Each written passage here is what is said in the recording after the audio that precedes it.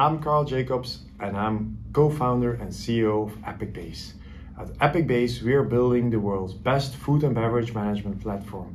But in this podcast series, it's all about finding answers on how to grow and scale your food service business. I'm talking to numerous experts and industry professionals who are passionate about building a healthy food service industry. Join me on this fascinating journey of entrepreneurship in food.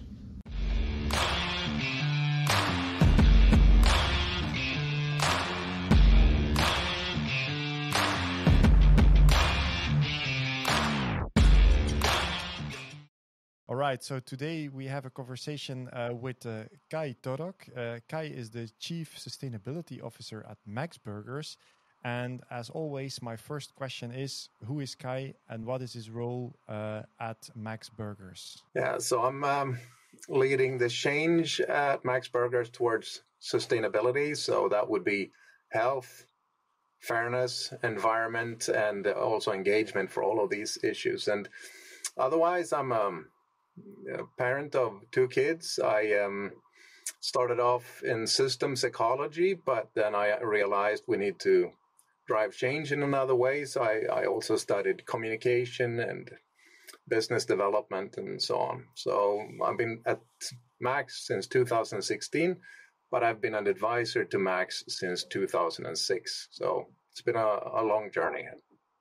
And I do have some gray stuff in my beard. All right. People who watch the podcast will see that definitely. But just out of curiosity, before you joined Max Burgers, what was your prior experience? Yeah, so before that, I started off the Stockholm office of Futerra, a global consultancy firm within change and sustainability, with main office in London. So I started that together with a couple of friends. And before that, I was at the Natural Step, an NGO that was how I came in contact with Max. Actually, they wanted help from this NGO. And and then you can go back in time. Yes, and just out of curiosity, then, in terms of the consultancy firm, that was then, I believe, in which time we were speaking, 2006, or. Yeah, I drove 2009 to 2016 was Futerra, and then 2006 to 2009 was the Natural Step. And if you talk about the Futerra thing. Sustainability is something that's, been around for a long time, but it's very hot at the moment, you could say. When you started off with Futerra, was it already a hot topic, or is this something that you've seen becoming more and more important over the past years? Yeah. So when I started studying systems ecology in the 90s, people were saying that sustainability is going to be the thing of the future. And I think that in 2005, 2006, with Al Gore's movie An Inconvenient Truth, more and more became engaged, especially into the climate issues globally, but also Sweden is generally ahead of its time a little bit in this area. I think what we did with Futerra in 2009 was that we said we need to create a good connection between kind of sustainability professionals and marketing professionals and communication professionals, because we could see that in many companies, maybe the environmental manager or whatever title they had, they were a little bit alone and quite often depressed, that they couldn't get a good connection with the marketing director or the corporate comms part. And on the other hand, the marketing directors were kind of saying, you know what, I'm asking questions to the sustainability people, and I don't get anything that we can talk about. They just say that everything is complex. So from that perspective, we understood we had something to do that was different. And I think when we had this kind of change management, communication, sustainability agency, we really filled up a void, a gap that was there. So after a couple of years, when we showed that we took a lot of customers from large PR firms and communications agencies and so on, they started new departments around sustainability. So we helped catalyze that process in Sweden, I think. And today, most large communication agencies do also need sustainability experts. Yes, and I think also from your role today, I think you have a strong belief in sustainability. Did you have to fight against, the corporates that wanted to use or maybe abuse sustainability in favor of their story, but not taking it seriously, or did you never experience this kind of greenwashing? Yeah, it was always an issue to think about those areas, and of course we were afraid, and a few of those that connected to us really wanted us to kind of clean their brand, and we didn't want to do that, so we said no to a number of different projects and corporations. But so greenwash is kind of on everyone's agenda today, and everyone knows about it. But what we realized at that time was that even more common was green hush. So talking too little about sustainability, even though you had something to say. So so if greenwash is misleading communication around environmental claims, green hushing is keeping quiet, though you have really good potential environmental claims. Because companies are so afraid of doing the wrong thing. So many are thinking, we can't do anything. The big question today for me is, yes, we should avoid greenwash. That's dangerous. But we should also avoid green hush. Because the thing is that if companies are not talking about what they're doing within sustainability, they won't market the new things, new products, new companies, new services. And if they don't market those things, we're not going to be able to fix the climate or any of the other kind of big human questions that we have. We need this. So we need to find a good connection between companies and consumers. And the main link here is that consumers can make better choices. So if we're doing greenwash, they're going to do the wrong choices. If we're doing green hush, they're not going to make any choices. So we really need to find the green balance here. Yeah, so you're actually helping businesses that were doing probably already some environmental positiveness and help them, communicate about it. That's really interesting. So yeah, we help them with both things.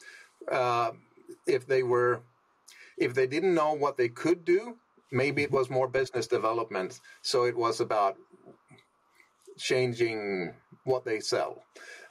Or if they had something to sell, but they didn't dare talk about it, then that was the challenge instead. So seeing both at the same time was really the interesting thing here. That's very interesting already. Just then tell us a little bit about one day then Max Burgers comes by and they ask you for advice. How did that go? Yeah, so I started working with Max in 2006 at the Natural Step, and they had seen that we worked with McDonald's earlier than that, and during the 90s in Sweden, McDonald's was really a sustainability leader, but they kind of stopped working with the Natural Step, and they had changed management and leadership and so on. And so when Max came, we started asking the question to McDonald's, are we still working together, or are we not doing that? And it took us a half a year to find out that, no, they were not planning new stuff with us. So then we said, okay, but then we'll work with Max.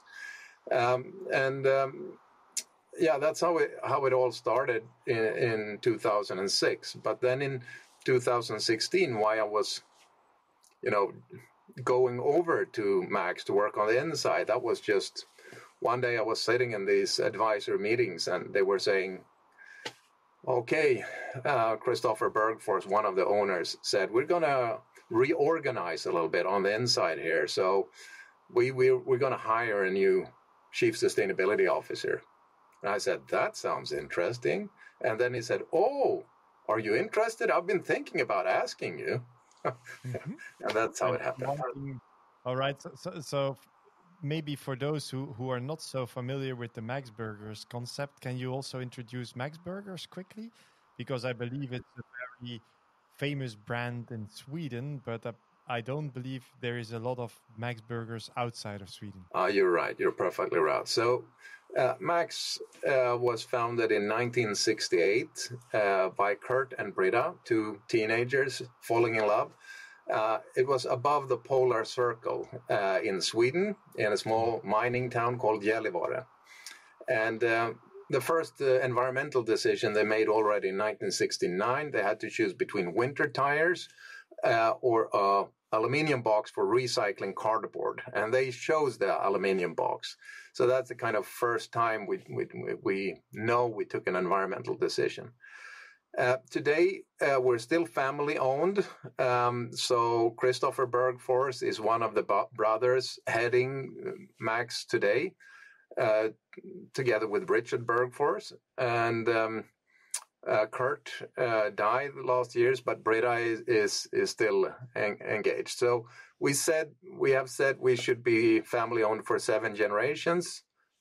So we need a business model that has to be working for 7 generations. And that means we really need to think long term about what we're doing. And in Sweden, we're larger than Burger King. We're smaller than McDonald's, but we also have operations in Norway, Denmark, and Poland. And in those places, we're quite small still. And the Swedes say we have the tastiest burgers. I have no doubt about that. If you say smaller than McDonald's, bigger than Burger King, how many outlets are we talking? In total, we're around 200 now. But in Sweden, McDonald's have maybe 20% more restaurants than we have. Right. But we are almost double the size as Burger King. Nice. And we're growing pretty fast. And last year, we actually took over the first restaurant that McDonald's started in Sweden in 1974. So it's kind of shifting who's sitting on the burger throne. Yeah, exactly. Maybe can you tell me a little bit then? So in 2016 they asked you to be their CSO. So what did the owners ask you to set out, and what was the initial a challenge that you were asked to solve? Well, there's so many different things. So they kind of said, we need someone to head this. It wasn't more clear than that, but since I've been working for 10 years, we did a lot of stuff already. So I was really, into the agenda. And one of the major things we talked about at that time was that we need to sell more green burgers. That means lacto-ovo-vegetarian or fully plant-based burgers. Mm-hmm. So in 2014, 2% of our total sales was green burgers, and in 2021 it's 18%. So it's a 900% increase in 7 years. And at that time we were focusing quite a lot. How do we get those sold? So in 2016 we quintupled the amount of green burgers on the menu. And it was our biggest product launch since 1968, and it actually became our most successful one.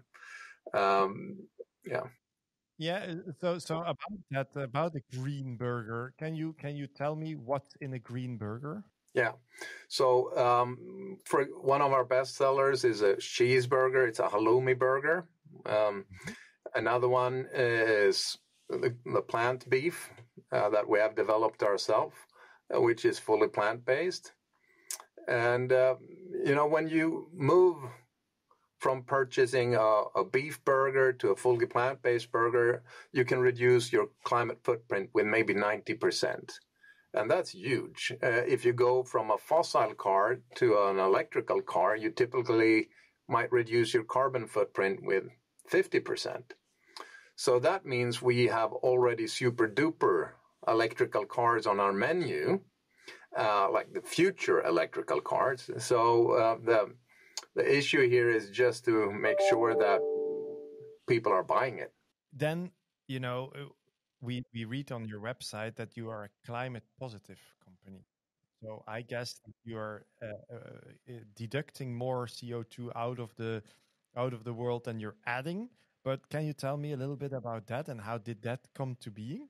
Yeah. So in 2008, when we really focused more on climate, it was with the world's first climate labeled menu, so our guests could choose, make more informed decisions because they could see what was low and high climate impact of our foods. And since then, we worked to reduce our emissions, but we realized that already then we were also emitting emissions. And what should we do with everything that's emitted?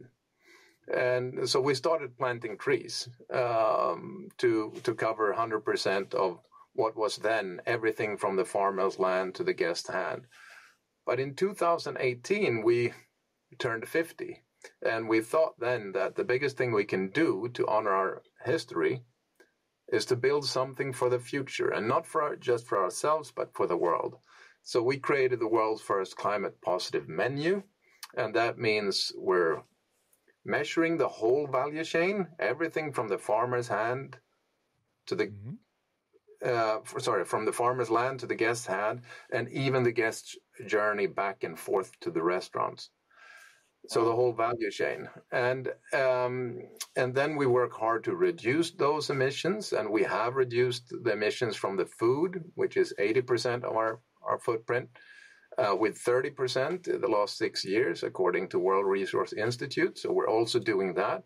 But the third step, so measure, reduce, remove. The third step is to remove more carbon dioxide than what is emitted today, and we do that with projects in Nicaragua, in Uganda, and in Mexico with smallhold landowners. So it's a program to reduce poverty, reduce erosion, reduce drought, and these trees also increase biodiversity, and they protect landowners' rights, these smallhold farmers. So a lot of local benefits, but they're also then reducing 110% of the emissions that our whole value chain is emitting. And we call that climate positive, and we know that it's not a perfect concept. We don't know what happens after 20 years with the trees. So it's kind of sub-permanent, it's often called now. Today. It could be permanent. We've lost so many forests, and this is reforestation projects, but we don't have proper guarantees. Yeah. So this is interesting, actually. Just out of my personal interest, how does that work? Like these contracts.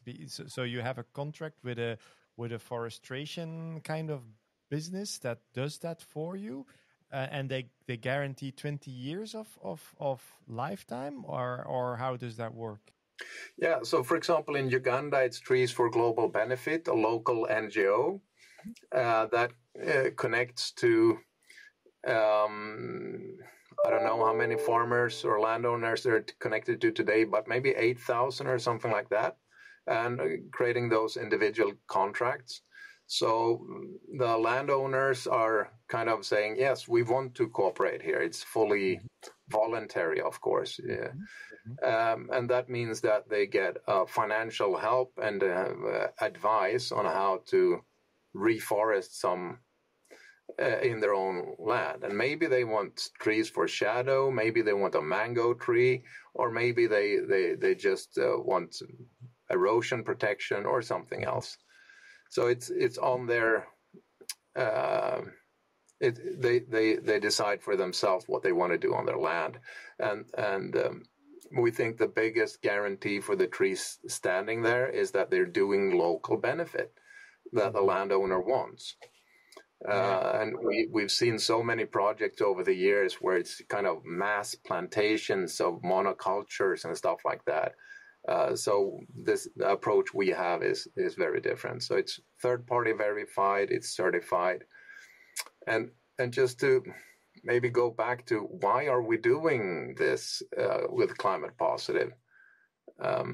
Because humanity has already emitted so much carbon into the atmosphere that we cannot reach the 1.5 degree target from Paris with just reducing emissions. It's too late. I'm afraid to say it one way is a hard message that it's too late to reach it just with reducing emissions.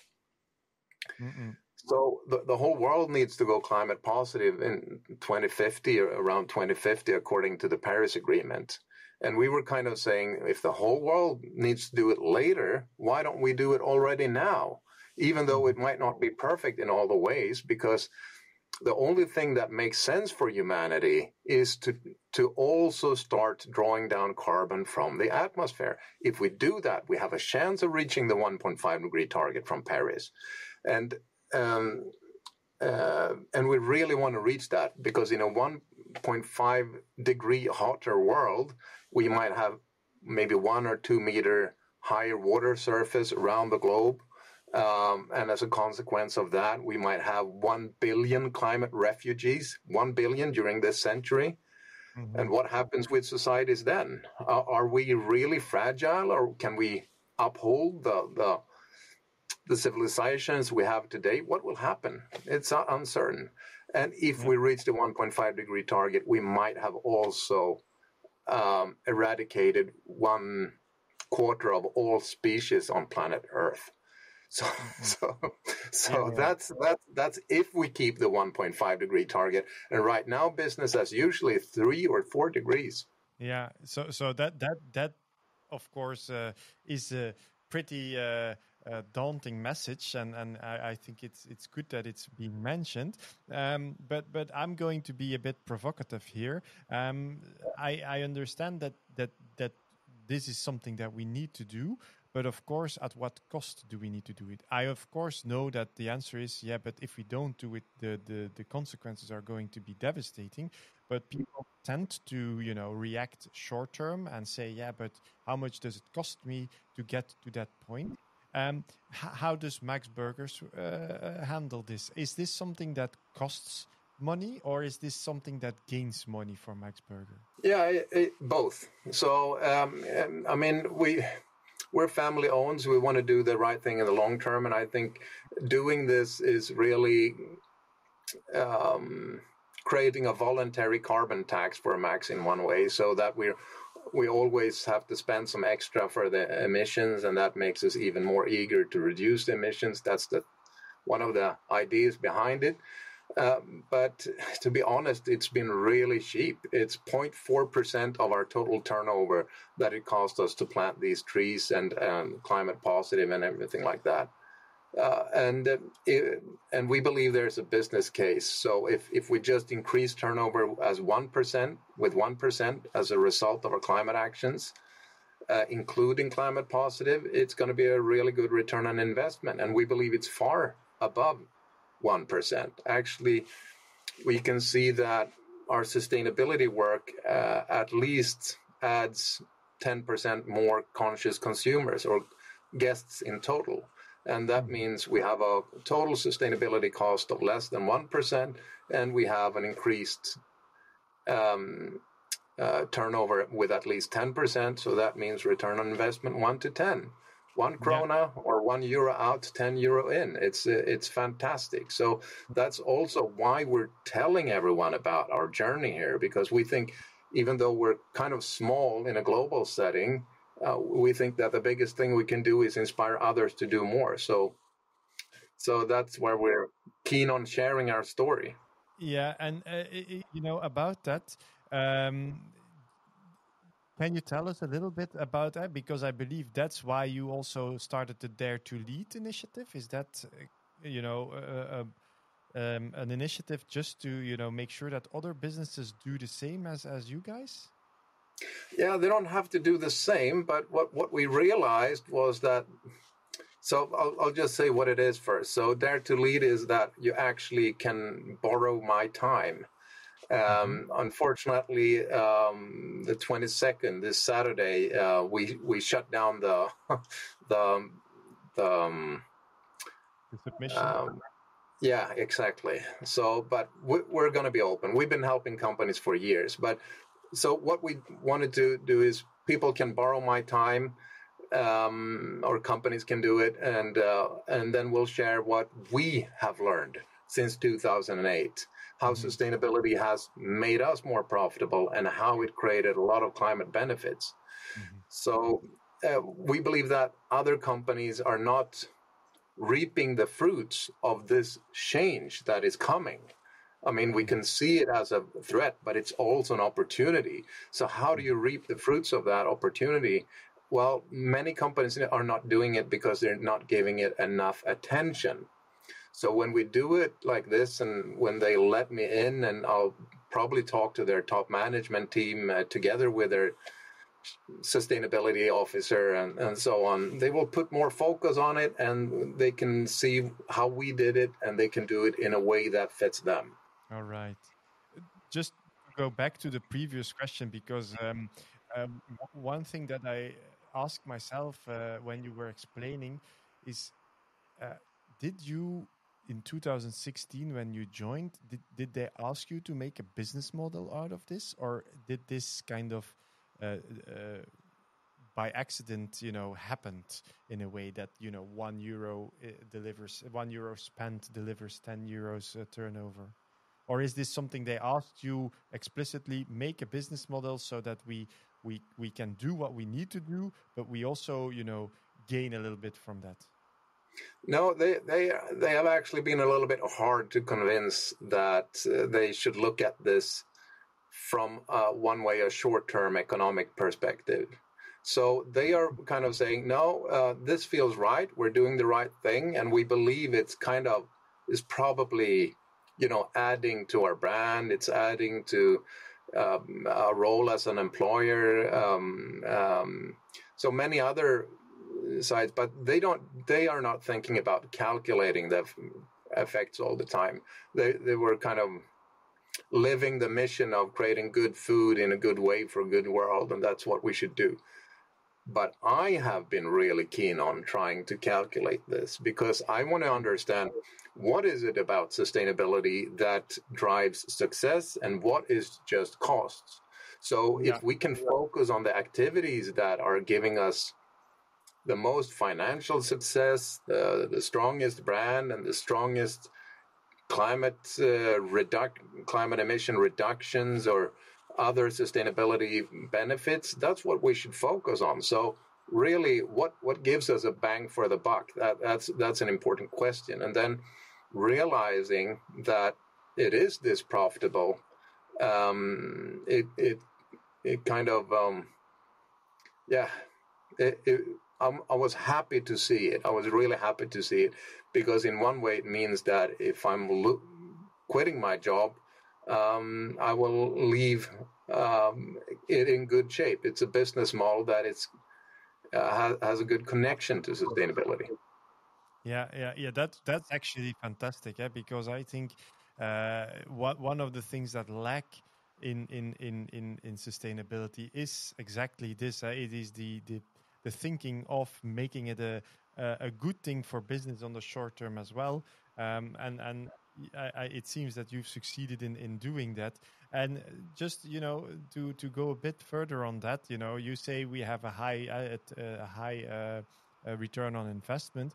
Where does that ROI come from? Is it new customers? Is it a specific type of customer that spends more? Is it more expensive burgers because of this? What's the secret there? Yeah, it's many different areas.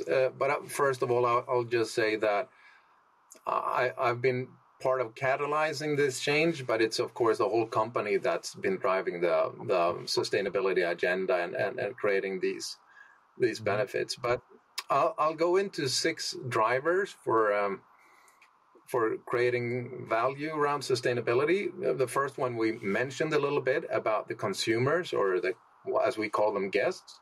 So of course we can attract them, and we can maybe also, take better charge. We can charge more because conscious consumers say that's okay. If there's a bigger value, they can pay more. That's the first driver. The second driver is the role as an employee. So if it's easier to hire, retain, and activate talent, that's worth a lot of money. And if it's just a business case with 1% of all of that, increase in all of that, that's a great business case. I believe it's much more than that, but I can't calculate it properly. And then the third step is, the third driver is license to operate. So, for example, in Sweden, we have amusement park called Liseberg. It's in Gothenburg.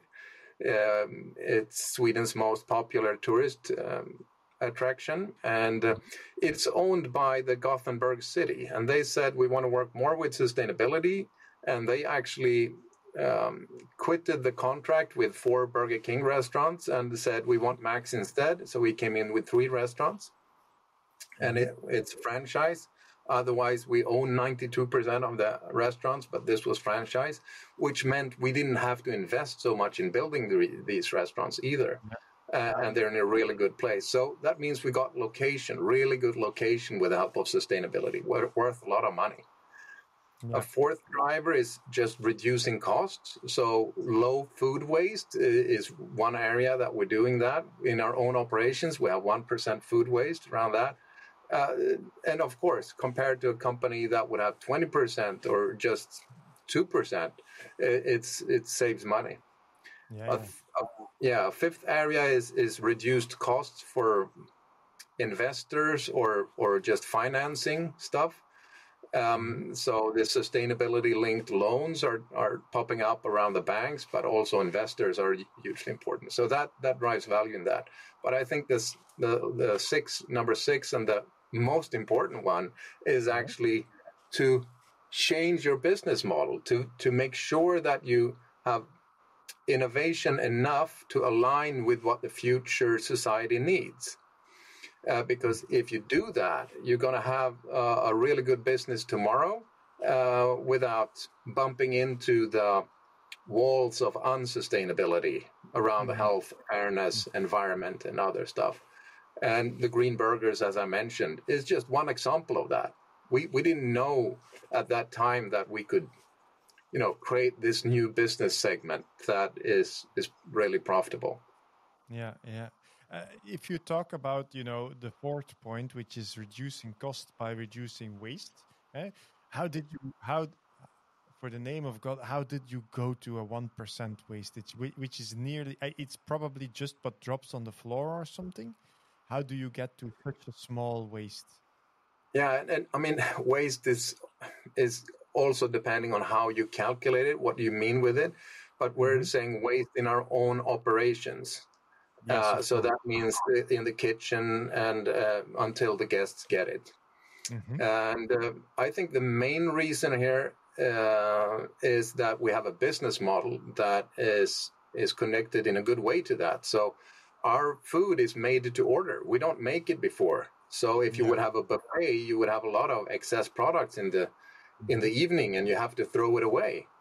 But we're not making anything until it's ordered. And why we're not making it until it's ordered is because it tastes so much better that way. Yes, it's hot and it's great. And that's also what we've been unique about in Sweden for many years, that and it improves taste. But then, of course, if I would think about it really strategically and try to focus even more on waste, I could look at what's the waste with our customers. Are they sometimes buying 2 burgers but just eating 1 because their friend didn't show up? Is there waste with our producers or distributors? What are they doing? And and of course, I would maybe also going to energy waste, solar waste. We often don't talk about this, but if you eat an artichoke, for example, the artichoke will grow on the ground where the sun hits it. And then you will have this whole big plant. And of that big plant, you're just going to take out a small part of it, and then you'll eat small parts of that. So then you have the whole plant is waste in one way if you're not using it for something good. So then the arrows of the sun and what you eat, that could be, another way of measuring waste that could be really driving innovation in the future. So that's something you're not yet doing. That's something you're looking into? We're not doing it right now because our food waste is so low and we're focusing so hard on climate issues. But it's a potential that we could use and maybe do later. And I think one of the reasons why we have been able to reduce our carbon footprint is because we've been focusing on the really big emitters. And still, more than 50% of the value chain emissions for Max comes from red meat or beef. So we've been really focusing hard on how do we sell other stuff than beef. So it's getting rid of the beef is almost is something that you have high on the to-do list, I guess. But the one thing that interests me also is, when you make that change, and you've made that change over let's say a lot of years, but it depends also a little bit on the relationship you have with suppliers, because they also need to follow in a way. How did you handle that? Yeah. So when we're reducing beef consumption with our guests, or they are reducing it, we're just making it easy for them to find good burgers with low climate impact. We're actually also changing supplier. It's not the same supplier, but we're also working with existing suppliers and saying, these are our climate targets. What are your climate targets? How can you reduce your climate impact so that we reduce our climate impact? So also the beef producers are working with climate impact as well. Maybe a bit more a visionary question. Where is Max Burgers in 5 to 10 years from now in terms of sustainability? Well, what we know about the future is that we don't know the future, so anything can happen. But if I could dream a little bit, I would hope that health and climate has met in a good way. So we know that your mom and your doctor says the same thing: eat more greens. It's good for you. And we know that greens have a low climate impact. So if we could make sure that burgers that are green with lower climate impact and that gives you more fibers and less saturated fats and so on, if we can combine that in the future, and we would create a business model that Kurt and Breda would be really proud of, I think, the founders of Max. Yes, very nice. All right. Thank you very much for this interesting conversation. I think it is a living proof of the fact that sustainability and profitability can be reached in one business.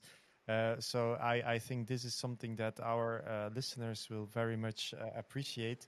And hopefully it inspires them to do the same in their business, and maybe reach out to you through the Dare to Lead campaign, maybe the next one if you do another one. If we do another one. Yes, thank you very much, Kai, for this, and I wish you a very nice continuation of the day. Thank you very much. Thanks for having me, and good luck with everything you do. Thank you very much. Goodbye. This brings us to the end of the show. My name is Carl Jacobs, and I hope you enjoyed this episode. The Food Service Growth Show is all about growing your brand into a profitable and healthy business. Subscribe to this channel for more hands-on interviews and insights. Until next time on the Food Service Growth Show.